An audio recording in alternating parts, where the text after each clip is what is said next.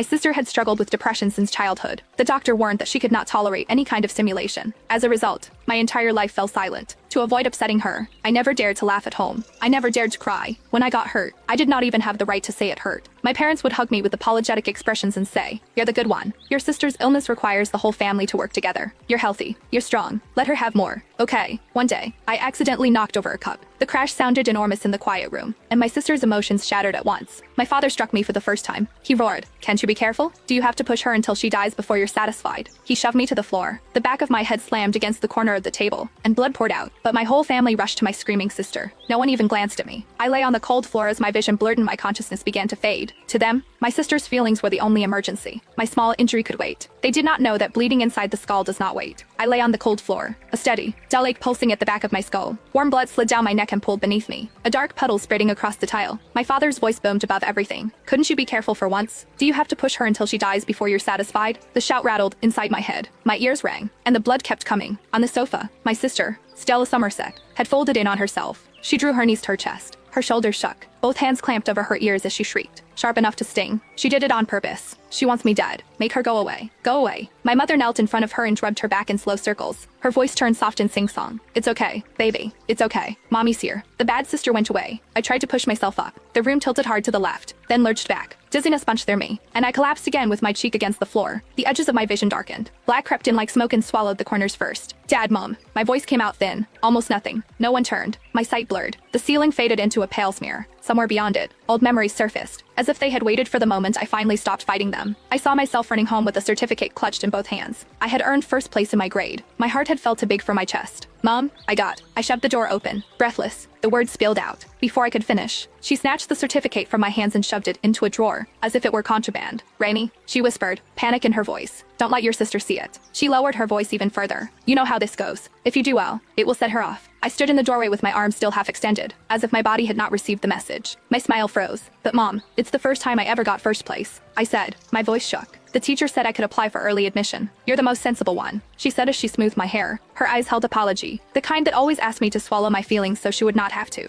"Your sister's illness needs all of us. You're healthy. You're strong. Let her have more." "Okay." I nodded and went back to my room. I forced down the lump at my throat and swallowed every bit of unfairness whole. Back on the floor, the puddle of blood had widened. It crept under my shoulder, sticky and warm. My breathing turned fast and shallow, and I could not draw enough air into my lungs. White flashes sparked across my vision. "Mom." I tried again. This time the word scraped out of me. "It hurts." My mother finally glanced over her shoulder. She frowned as if I had interrupted something important. "Rainy, stop it," she said. "Can't you see your sister is unwell?" "Wait." My sister's screaming spiked even higher. "Make her leave. Make her go away."